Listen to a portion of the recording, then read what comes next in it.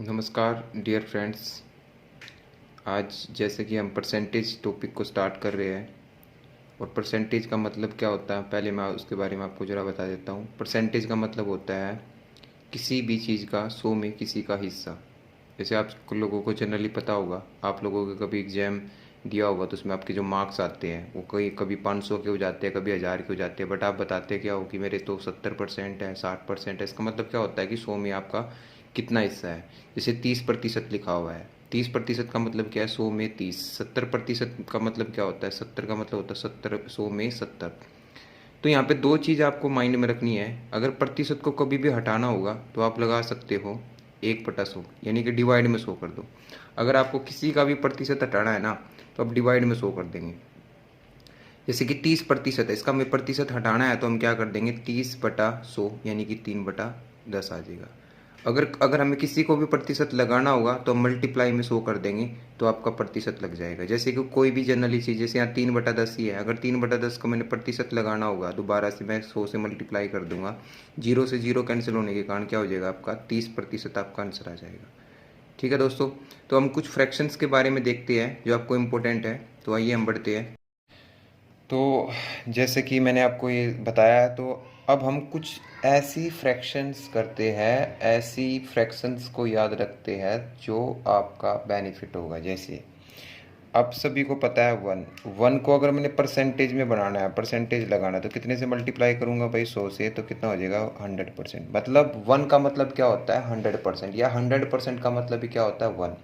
ठीक है, 1/2, 1/2 को अगर मैं 100 से मल्टीप्लाई करूंगा कितना आएगा 50%। 1/3 कितना होगा 33, 1/3। 1/4 कितना होगा 25%। 1/5 कितना होगा आपका 20%। 1/6 कितना होगा आपका 16 सही 2/3%। 1/7 कितना होगा आपका 14 सही 2/7%। 1/8 कितना होगा आपका 12.5%। 1/9 कितना होगा आपका 1/9 होगा आपका 11 सही 1/9%। और 1/10 कितना होगा आपका 10%। तो आपको ये अच्छी तरीके से याद होनी चाहिए। ठीक है, उसके बाद हम बात करते हैं, इसमें कुछ महत्वपूर्ण बातें हैं। 100% को तो हम कुछ नहीं कर सकते, बट इसके साथ 33 सही 1/3 को मैं ऐसे भी तो लिख सकते हैं 33.33%। ठीक है, क्या मैं इसको ऐसे नहीं लिख सकता 16.6% या 16.67%, ऐसे भी लिख सकते हैं। ठीक है, इसको मैं कैसे लिख सकता हूँ 14.28%। इसको मैं कैसे लिख सकता हूँ 12.5%। इसको मैं कैसे लिख सकता हूँ 11.11%। इसको, ये तो आपका प्रॉपर फ्रैक्शन है ये। तो यहाँ तक बात समझ में आई। ठीक है, तो आपको 1 से लेकर 10 तक के ये आपको फ्रैक्शंस याद रखनी है। ठीक है, आपको दोनों तरीके से याद रखनी होगी। 100% का मतलब कितना होता है 1 होता है, 50% का मतलब 1/2 होता है। ऐसे ही आपको ये लर्न होनी चाहिए। ठीक है, अब हम बात करते हैं कुछ और इम्पोर्टेंट फ्रैक्शंस के बारे में बात करते हैं। ठीक है, अगर मैं सबसे पहले बात करूं आपकी 1/11 की, 1/11 कितना होता है आपका 9 सही 1/11%। अगर मैं इसको वैसे लिखूं 9.09%। ठीक है, 1/12 कितना होता है आपका 8 सही 1/3%, मतलब 8.33%। 1/13 कितना होता है आपका 7 सही 9/13%। ठीक है, 1/14 कितना होता है आपका 7 सही 1/7%।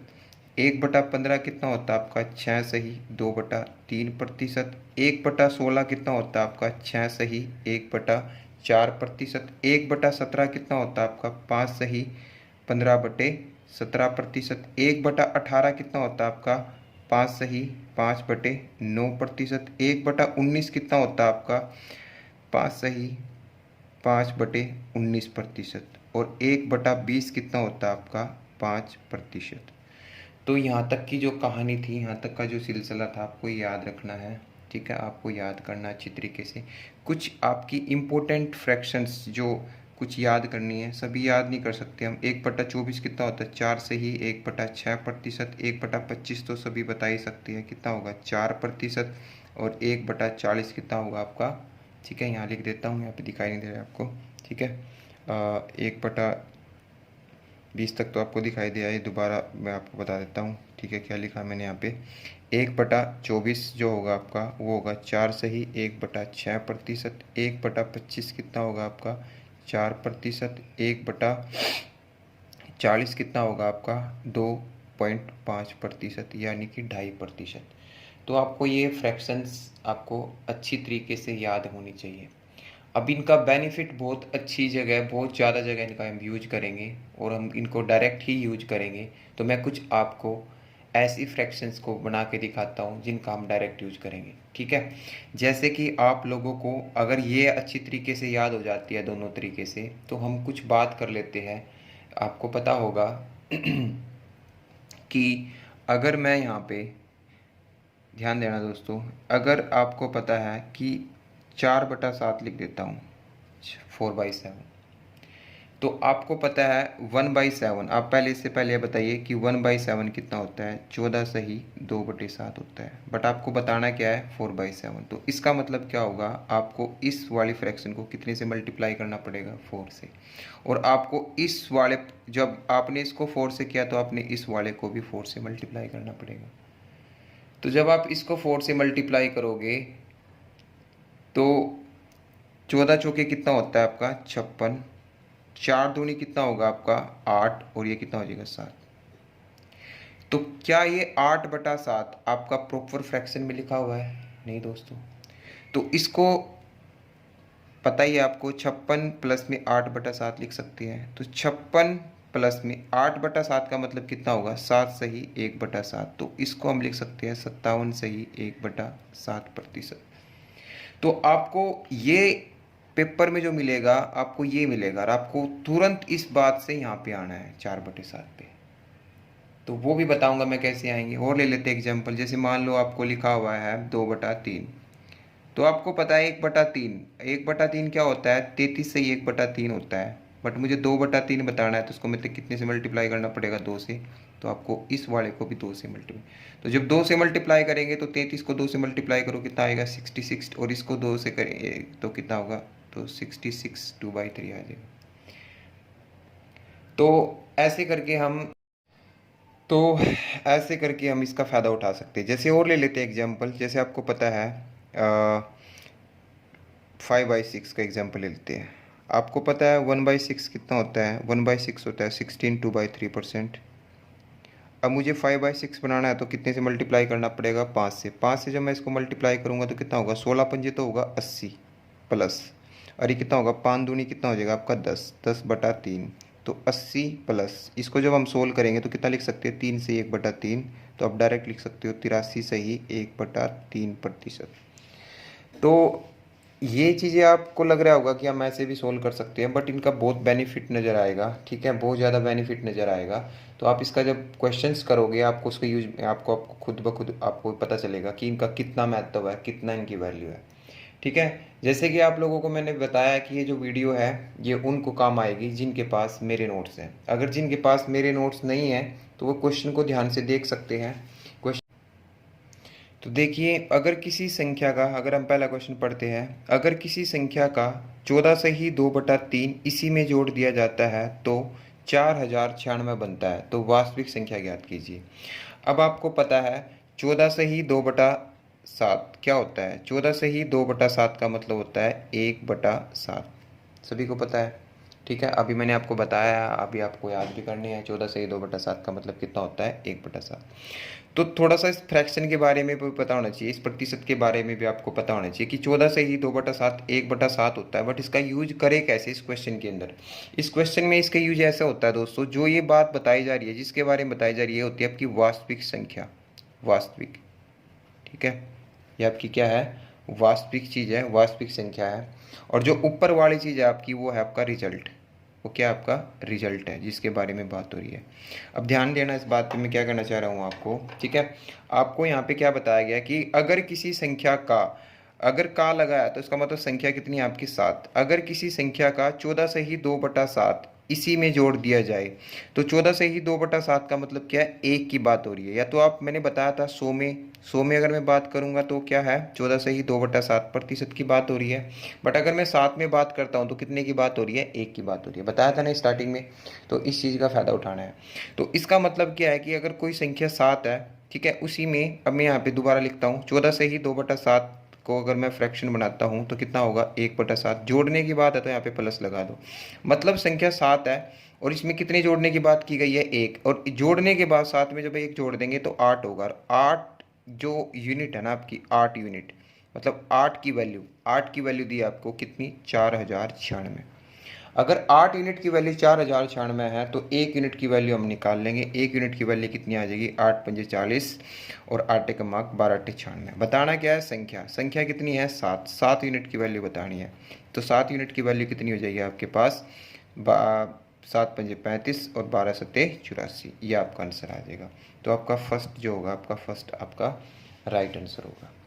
ठीक है, बात समझ में आई। तो सेम ऐसा ही दूसरा क्वेश्चन है, उसमें थोड़ा और ध्यान देंगे हम। दूसरे क्वेश्चन में ध्यान देते हैं। दूसरा क्वेश्चन में क्या दिया है, अगर किसी संख्या का 6 से ही 2/3 इसी में घटा दिया जाए, ठीक है, 6 से ही 2/3 आपको तुरंत याद आ जाना चाहिए कि 1/15 होता है। तो मतलब 15 है और एक घटाने की बात हो रही है। अगर 15 में से मैं एक घटा दूंगा तो कितना होगा, 14। और 14 की वैल्यू कितनी दे रखी है आपको, 56 70। तो एक की वैल्यू कितनी होगी, 14 चौकी 56, 14 पंजे 70। वैल्यू बतानी है संख्या की, संख्या कितनी है 15। तो 15 की वैल्यू कितनी होगी, 15 चौके 60 और 15 पंजे 75। तो 60 75 आपका आंसर आ जाएगा। आई बात समझ में।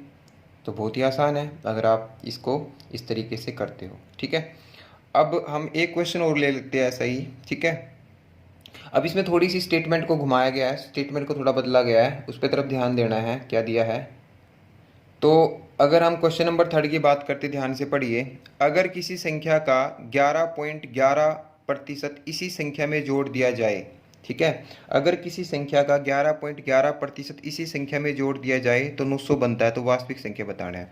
तो देखो दोस्तों, 11 होता है आपका, 11.11% सभी को पता होगा, सभी को पता नहीं है तो याद करना होगा, 1/9 होता है। तो जोड़ने की बात हो रही है, जोड़ दिया जाए मतलब 9 में 1 जोड़ दिया जाए तो कितना होगा, 10। 10 यूनिट की वैल्यू आपको दे दी गई है, कितनी है, 900। 1 यूनिट की वैल्यू कितनी आ जाएगी, 10 से डिवाइड करेंगे 90, और संख्या की वैल्यू बतानी है तो 9 यूनिट की वैल्यू कितनी हो जाएगी आपकी, 810। तो 810 आपका आंसर आ जाएगा। तो देखो कितनी आसानी से हम इन क्वेश्चन को कर सकते हैं। इसी तरीके से हम क्वेश्चन नंबर 4 की ओर बढ़ते हैं। क्वेश्चन नंबर 4 में अब अगर आप ध्यान दोगे, क्वेश्चन नंबर 4 को आप ध्यान से देखते हो तो क्वेश्चन नंबर 4, ठीक है, अगर किसी संख्या में 28 जोड़ दिया जाए तो संख्या का 157 से ही 1/7 बन जाता है। भाई देखो थोड़ा सा प्रतिशत में ध्यान देना है। तो ये बात क्या हो रही है, 157 से ही 1/7 की बात हो रही है। ठीक है, 157 से ही 1/7 की बात हो रही है। तो 157 से 1/7 क्या होता है आपका, ये निकालना पड़ेगा। यही आपका सबसे बड़ा काम है। ये यहाँ पे आपको ये पता होना चाहिए कि 157 से 1/7 क्या होता है। 157 से ही 1/7%। अब देखिए, आप करने को इसको बेसिक से भी बता सकते हैं। बेसिक का मतलब आप इसको मल्टीप्लाई करके, एक जोड़ के 157 को 7 से मल्टीप्लाई करो, एक जोड़ दो, एक जोड़ने के बाद फिर इसको अपॉन में 100 कर दो, तो वैसे भी कर सकते हैं। बट मैंने जो सिखाया उससे हम करते हैं और उसको अप्लाई करते हैं कि उसका फ़ायदा कहाँ पे है।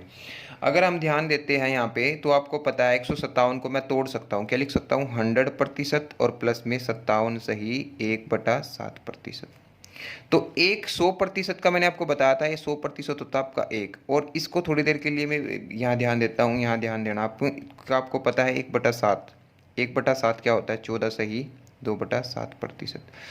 ठीक है, क्या मैं 14 से 57 पे जा सकता हूँ, बिल्कुल जा सकता हूँ। मैंने बताया है, करके दिखाया है, मैं बार बार नहीं करूँगा। ठीक है, बार बार नहीं बताऊँगा आपको इस तरीके से। तो कितने से मल्टीप्लाई करना चाहिए मेरे को, लगभग 4 से मल्टीप्लाई कर दूंगा। लगभग क्या, हम 4 से मल्टीप्लाई करेंगे तो एग्जैक्ट हम यहाँ पे पहुँच जाएंगे। तो इसका मतलब इसको हम क्या लिख सकते हैं, 57 से इसको 4/7। जब आप इसको सोल्व करोगे, 7 एकम 7 प्लस में 4 कितना हो जाएगा, 11/7। तो दोस्तों आपको लग रहा होगा कि बहुत टाइम लगा, बट ऐसा टाइम नहीं लगता। अगर आपको आता होगा तो आप झट से इसको आंसर बता सकते हो। तो कितना आया, 11/7। मतलब 157 से 1/7 को हम क्या लिख सकते हैं, 11/7। अब इस 11/7 के बारे में सोचो क्या दिया इसने, ध्यान से पढ़ो। अगर किसी संख्या में 28 जोड़ दिया, मतलब संख्या तो 7 है, अगर मैं 7 में कितना जोड़ दूं, ठीक है 4, अगर मैं 7 में 4 जोड़ दूं तो 11 हो जाएगा।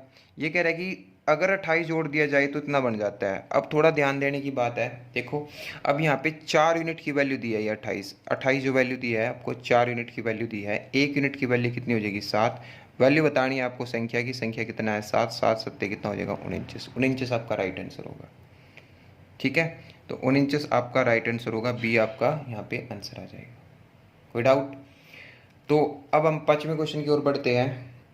तो देखिए क्वेश्चन नंबर 5 में क्या दिया है, अगर किसी संख्या में 31 जोड़ दिया जाए, अगर किसी संख्या में 31 जोड़ दिया जाए तो संख्या का 444 से ही 4/9। अब देखो अच्छे अच्छे क्वेश्चन उठाए हैं मैंने, ठीक है, तो अच्छे अच्छे क्वेश्चन करेंगे तभी आसान आसान क्वेश्चन आप खुद कर सकते हो। 444 से ही 4/9 को हम क्या लिख सकते हैं बताइए, 400% प्लस में 444 से ही 4/9% लिख सकते हैं। 400% का मतलब कितना होता है आपका, 4 होता है, और ये 44 से ही 4/9 आपको पता है। मैं बार बार फिर बता रहा हूँ आपको कि 1/9 को हम क्या लिख सकते हैं, 11 से ही 1/9% लिख सकते हैं। अगर मैं इसको 4 से मल्टीप्लाई कर दूँ तो आपको इसको 4 से मल्टीप्लाई करेगा, तो इसका मतलब इसको आप क्या लिख सकते हो, 4/9 लिख सकते हो। 9 चौका 36 प्लस में 4 कितना हो जाएगा आपका, 40/9 हो जाएगा दोस्तों। मतलब संख्या 9 थी और वो 40 बन जाती है। अब कितनी बन जाती है, 40। तो इसका मतलब कितना ऐड किया गया होगा इसमें, 31। और इस 31 यूनिट की ही वैल्यू दे रखी है आपको, इस 31 यूनिट की ही वैल्यू दिया गया है 31। तो 31 जोड़ा गया और 31 याद किया, 1 यूनिट की वैल्यू 1 हो जाएगी और 9 यूनिट की वैल्यू कितनी हो जाएगी, 9। तो संख्या कितनी होगी आपकी, 9 होगी। बताइए कितना आसानी से आप इस क्वेश्चन को कर सकते हो। तो ऐसे ही जल्दी जल्दी से हम क्वेश्चन नंबर 6 की तरफ बढ़ते हैं। क्वेश्चन नंबर 6 भी कुछ ऐसा ही दे रखा है, अगर किसी संख्या में 16 जोड़ दिया जाता है तो रिजल्ट संख्या का 116 से ही 2/3% बन जाता है। तो उसको हम क्या लिख सकते हैं, 100% प्लस में 16 से ही 2/3। 100% का मतलब कितना होता है आपको 1, और इसका मतलब कितना होता है 1/6, मतलब 7/6 की बात हो रही है। तो 6 थी, 1 जोड़ दिया गया होगा तब जाके वो 7 बना होगा। तो 1 यूनिट की वैल्यू आपको 16 दी है, 6 यूनिट की वैल्यू आपको बतानी है, तो कितना हो जाएगा 96। 96 आपका आंसर आ जाएगा। क्लियर? ऐसे हम बढ़ते हैं क्वेश्चन नंबर 7 की ओर। क्वेश्चन नंबर 7 में देखते हैं हम क्या दिया है। क्वेश्चन नंबर 7 में दिया, अगर किसी संख्या में 21 जोड़ दिया जाता है तो रिजल्ट संख्या का कितना हो जाता है, 137 से 1/2% बन जाता है। तो उसको फिर से हम 100 प्लस में 37 से 1/2% लिख सकते हैं।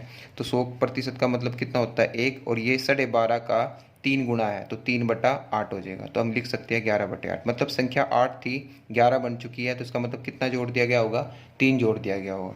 तो 3 यूनिट की वैल्यू कितनी दे दी है आपको, 21। 1 यूनिट की वैल्यू 7, और 8 यूनिट की वैल्यू बतानी है। 8 यूनिट की वैल्यू कितनी हो जाएगी आपके पास, 56। 56 आपका राइट आंसर होगा, 56 आपका राइट आंसर होगा। तो 56 आपका राइट आंसर होगा। तो इससे रिलेटेड, संख्याओं से रिलेटेड हमारे पास ये 7 क्वेश्चन थे। तो आपने 7 क्वेश्चन पे पूरी कमांड कसनी है, अच्छी तरीके से क्वेश्चन को करो, समझो और उस पर अमल करो भाई। ठीक है, अब थोड़ा सा हम अपना कंसेप्ट चेंज करते हैं। कंसेप्ट कुछ ऐसे है, उस पर ध्यान देना है। ठीक है, तो कंसेप्ट के बारे में मैं आपको बात कर रहा हूँ। तो कंसेप्ट कुछ ऐसा है, आप कंसेप्ट के बारे में सोचते हैं तो कंसेप्ट के बारे में आपको बताता हूँ। ठीक है, अब हम यहाँ पे ना 3 मेथड से क्वेश्चन को सोल्व करने की कोशिश करेंगे। जैसे क्वेश्चन जो मिलेंगे आपको वो इस तरीके से मिलेंगे, मतलब जैसे अब यहाँ पे आपका एक क्षेत्रफल का फार्मूला बताइए। क्षेत्रफल का फार्मूला क्या होता है, सभी को पता है, लंबाई गुना चौड़ाई। लंबाई गुना चौड़ाई, क्षेत्रफल का फार्मूला क्या होता है, लंबाई गुना चौड़ाई। क्वेश्चन कुछ ऐसे होगा कि एक आयत की लंबाई को इतना प्रतिशत बढ़ा दिया जाता है, चौड़ाई को इतना प्रतिशत घटा दिया जाता है, तो बताओ क्षेत्रफल पर क्या प्रभाव पड़ेगा। तो उस क्वेश्चन को हम 3 तरीके से कर सकते हैं। जो हमारा पहला मेथड है वो है फार्मूला बेस्ड। फार्मूला बेस्ड क्या है, एक्स वाई अपॉन में 100। ठीक है, अगर क्षेत्रफल कुछ ऐसा दिया है, अगर वो बोल देता है कि किसी आयत की लंबाई को 30% बढ़ा दिया जाता है और चौड़ाई को 20% बढ़ा दिया जाता है, तो बताइए क्षेत्रफल पर क्या प्रभाव पड़ेगा। तो इसका मतलब क्या है, अगर चीज़ बढ़ती है तो हम उसके लिए जो साइन यूज करेंगे पॉजिटिव, अगर चीज़ घटती है, डिक्रीज होती है, तो उसके लिए हम साइन क्या यूज करेंगे, नेगेटिव। तो हमारे पास 2 यूनिट है, यहाँ पे रख देते हैं 30 + 20, और 30 × 20 बटे कितना होगा आपका 100। ठीक है। तो 30 + 20 कितना होगा आपका 50, इससे ये खत्म, इससे ये खत्म, 3 दूनी होगा 6, तो कितना आ जाएगा 56% आपका डायरेक्ट आंसर आ जाएगा। क्लियर। जैसे और ले लेते हैं एग्जाम्पल, लंबाई को अगर मैं 30% बढ़ा देता हूँ और चौड़ाई को 20% घटा देता हूँ, ठीक है, तो बताइए क्षेत्रफल पर क्या होगा। तो घटाने के लिए हम क्या करते हैं, माइनस, ठीक है, 30 प्लस का होगा, 20 माइनस का होगा, ठीक है। प्लस माइनस की मल्टीप्लाई सभी को पता है माइनस होती है, ठीक है, बटे में कितना होगा 100, ठीक है। 30 में से 20 गया कितना हो जाएगा 10, ये 0 से 0 खत्म हो जाएगी, 3 दूनी 6, तो 4% आपका आंसर आ जाएगा। अगर ये वैल्यू रिजल्ट जो पॉजिटिव आती है तो वृद्धि होगी, अगर वैल्यू नेगेटिव आती है तो आपकी कमी होगी, ये बात भी याद रखना है।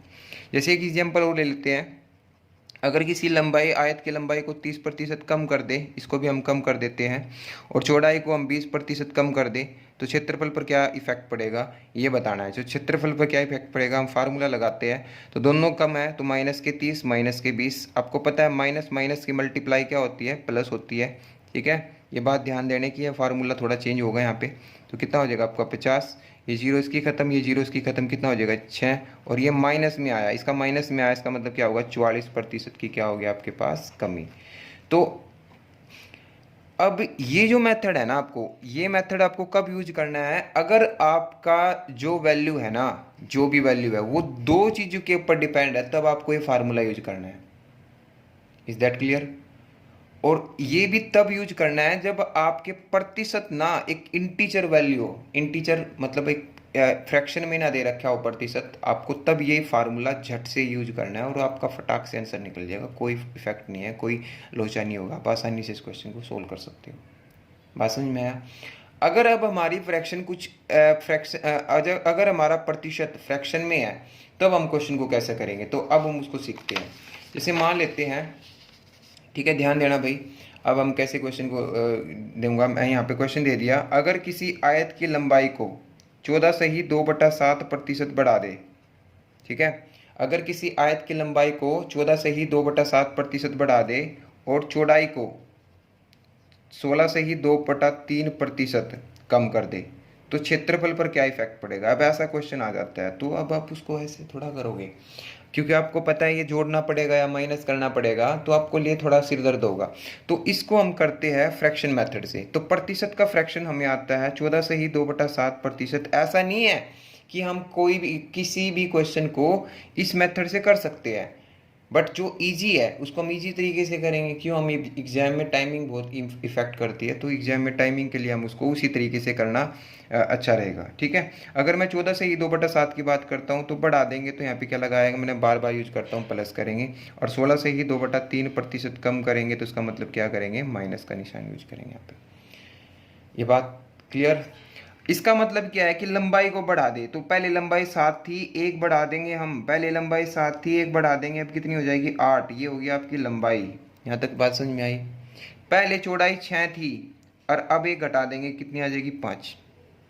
तो अब क्षेत्रफल पहले कितना था 42, अब कितना है 40, मतलब मोटा मोटा अगर हम देखते हैं तो कितना बढ़ गया 2, किस पे 42 पे, और गुणा में क्या कर देंगे 100, ठीक है। अगर मैं इसको काट देता हूँ 21, तो काट देते हैं 21 चौका 84 और 16/21, तो 4 से ही 16/21 आपका आंसर आ जाएगा। बात समझ में आ गई, ठीक है। तो इन क्वेश्चनों को जब हम करते हैं तो हम दो मेथड से करेंगे, और जहाँ पे तीसरा मेथड यूज होगा, मैं तीसरा मेथड भी आपको क्वेश्चन को बीच में करा दूंगा। तो ये बात समझ में आई। अब हम क्वेश्चन की ओर बढ़ते हैं, ज़्यादा टाइम वेस्ट नहीं करते, ठीक है। तो अब हम क्वेश्चन की ओर लेते हैं, क्वेश्चन उठाते हैं अपने। तो क्वेश्चन को अगर हम ध्यान से देखते हैं, ठीक है, तो क्वेश्चन को अगर आप ध्यान से देखते हो, क्वेश्चन नंबर अब 8 जो हमारा है, ठीक है, क्वेश्चन नंबर 8 की बात करते हैं। क्वेश्चन नंबर 8 में देखिए क्या दिया है। क्वेश्चन नंबर 8 में दिया है, अगर किसी आयत की लंबाई को 37.5% बढ़ा दे और चौड़ाई को 20% घटा दे, तो क्षेत्रफल पर क्या इफेक्ट पड़ेगा। अब देखिए दोस्तों, फ्रैक्शन दिया है, ठीक है, फ्रैक्शन दिया है, तो आप फ्रैक्शन मतलब जो आपकी जो प्रतिशत है फ्रैक्शन में दे रखी है, तो फ्रैक्शन में दे रखी है, तो 37.5 को आप याद कर लो तो अच्छा रहेगा, 3/8 बोलते हैं हम। बढ़ा देंगे तो क्या लगा देंगे हम, प्लस लगा देंगे। और चौड़ाई को 20% घटा दे, 20% घटा देगा मतलब कितना होता है भाई 1/5, मतलब पहले 1/5 के आगे क्या लगा देंगे माइनस। इसका मतलब क्या है कि लंबाई पहले 8 थी, 3 बढ़ा दी तो इसका मतलब लंबाई कितनी होगी आपकी 11। इसका मतलब क्या है कि चौड़ाई पहले 5 थी, अब 1 घटा दी, कितनी हो जाएगी आपकी 4। ठीक है, आप चाहो तो उसको ऐसे काट सकते हो, 4 एकम 4, 4 दूनी 8, ऊपर नीचे नहीं काट सकते, ऐसे इस वाले को इस वाले पाले में काट सकते, इस वाले को उसमें काट सकते हैं, बट ऊपर नीचे नहीं काट सकते। तो सिंपल सी बात होगी, तो ये कितना होगा 2 पंजे 10 और ये कितना होगा भाई आपका 11। मतलब पहले जो क्षेत्रफल था वो 10 था और अब क्षेत्रफल कितना हो गया आपका 11। तो कितना बढ़ जाता है एक किस पे 10 पे, तो गुणा में क्या कर देंगे 100। तो आंसर कितना आ जाएगा आपका 10%। 10% की क्या आ जाएगी वृद्धि आ जाएगी। Is that clear. तो आपको सारे मेथड आने चाहिए। अब हम बढ़ते हैं हम अब अगले क्वेश्चन की ओर। क्वेश्चन नंबर 8 में देखिए, अब ये क्वेश्चन जो है, अब आप देखते ही बता दोगे कि किससे करना ईजी रहेगा, क्योंकि इसमें क्वेश्चन नंबर 9 को अगर आप ध्यान से पढ़ते हो, क्वेश्चन नंबर 9 में क्या दिया है, एक आयत की लंबाई में 10% की वृद्धि कर दी, चौड़ाई में 10% की कमी करने पर इसके क्षेत्रफल में कितने प्रतिशत की वृद्धि या कमी होगी। तो आपको देखते ही बता दोगे कि हम इसको तो फार्मूला यूज करेंगे और फार्मूले से हम झट से निकाल लेंगे। क्यों, आपको पता है 10 की वृद्धि के लिए हम प्लस लगाते हैं, कमी के लिए हम माइनस लगाते हैं, प्लस माइनस की मल्टीप्लाई माइनस होगा। ठीक है, और अपोन में क्या होगा 100। ये प्लस का है, ये माइनस का, खत्म हो जाएगा, ये जीरो से जीरो खत्म, आपका क्या आएगा -1। माइनस आने के कारण मैंने बताया था माइनस में क्या होती है कमी, तो 1% की क्या हो जाएगी आपके पास कमी आ जाएगी। तो ऐसे करना है। ठीक है, अब 10वें क्वेश्चन की ओर बढ़ते हैं। 10th क्वेश्चन में क्या दिया है, 10th क्वेश्चन अगर आप ध्यान से देखोगे तो वर्ग से रिलेटेड है। तो ये क्वेश्चन जो होंगे दोस्तों ऐसे आपको तब होंगे जब आपको फार्मूला याद होगा। अगर किसी वर्ग की भुजा को 40% बढ़ा दिए तो क्षेत्रफल, वर्ग का क्षेत्रफल का फार्मूला क्या होता है, वर्ग के क्षेत्रफल का फार्मूला होता है भुजा गुणा भुजा। क्या फार्मूला होता है भाई, भुजा गुणा भुजा। ठीक है, तो क्षेत्रफल के ऊपर कितनी बार इफेक्ट डाला इसने, 2 बार। तो इसका मतलब हम इसको भी डायरेक्ट, ठीक है ना, जैसे क्षेत्रफल उसका क्या था लंबाई गुणा चौड़ाई, तो इसमें भी हम दो चीज होगी हमारी, भुजा 2 बार इफेक्ट डाले तो 2 ही चीज लेंगे हम। तो 40% बढ़ा दिया तो क्षेत्रफल पर क्या प्रभाव पड़ेगा, हम इसको डायरेक्ट उसी फार्मूले से लगा सकते हैं, 40 + 40। ठीक है, 40 × 40 बटे में 100, दो चीज होगी तो एक्स वाई जोड़ो 80। ठीक है, 80 होगा, 2 जीरो काट देंगे इसकी, 4 चौका 16, तो कितना हो जाएगा 96% क्या होगा वृद्धि होगी। 96% की क्या हो जाएगी भाई आपकी वृद्धि आ जाएगी। बात समझ में आई। ठीक है, तो हम इसको इतनी आसानी से कर सकते हैं। क्लियर। तो अब हम बढ़ते हैं हम अगले क्वेश्चन की ओर। क्वेश्चन नंबर 11 में देखिए क्या दिया है। 11 क्वेश्चन की ओर अगर आप ध्यान से देखते हो तो 11वां क्वेश्चन जो है आपके पास वो क्या दिया गया है, अगर किसी आयत की लंबाई को 16 से ही 2/3% बढ़ा दे, फ्रैक्शन में है तो मैंने आपको बताया 16 से ही 2/3% बढ़ा दे तो हम लिख सकते हैं 1/6 बढ़ा देंगे तो क्या लगा देंगे प्लस। ठीक है, चौड़ाई कितनी है, चौड़ाई को 12.5% बढ़ा दे, 12.5 को हम लिख सकते हैं 1/8 बढ़ा दे तो हम क्या यूज करेंगे 8। तो कितना आसान है, 6, पहले 6 थी 1 बढ़ गई तो कितना हो गया 7, पहले आपकी ये कितना था 8 था तो 1 बढ़ गई कितना होगा 9। मैंने बोला ऐसे कटता है तो काट दे, कटता है तो 3, ये कितना हो जाएगा 2, तो 8 दूनी 16 और ये कितना हो जाएगा 21, तो कितना 5, कितना भाई 5 किस पे 16 पे, और गुणा में क्या हो जाएगा आपका 100। ठीक है, तो काट देते हैं भाई, ये 4 कट गया भाई आपका, ये कितना होगा 25, 25 पंजे कितना होता है 125, 125 को जो मैं 4 से भाग करूंगा तो आपका क्या आ जाएगा 31 से ही 1/4% आपका आंसर होगा, ये आपका राइट आंसर होगा। क्लियर। तो यहाँ तक आपको बात समझ में आई होगी, क्वेश्चन नंबर 11 आपको समझ में आया होगा। ठीक है, तो अब बढ़ते हैं अगले क्वेश्चन की ओर, क्वेश्चन नंबर 12। ठीक है, या दोस्तों हम आज इतना ही करते हैं। ठीक है, हम अगली वीडियो में जितने भी आपके बचे हुए क्वेश्चन हैं, 11 क्वेश्चन मैंने आपको कराए हैं। ठीक है, 11 क्वेश्चन कराए हैं, आप इन पे पकड़ बनाओ और इनके जितना भी क्वेश्चंस कराए हैं उनकी आप प्रैक्टिस बार बार करो और जितनी भी फ्रैक्शन मैंने आपको बताई है उनको याद करो। ठीक है, मिलते हैं नेक्स्ट वीडियो में। ओके।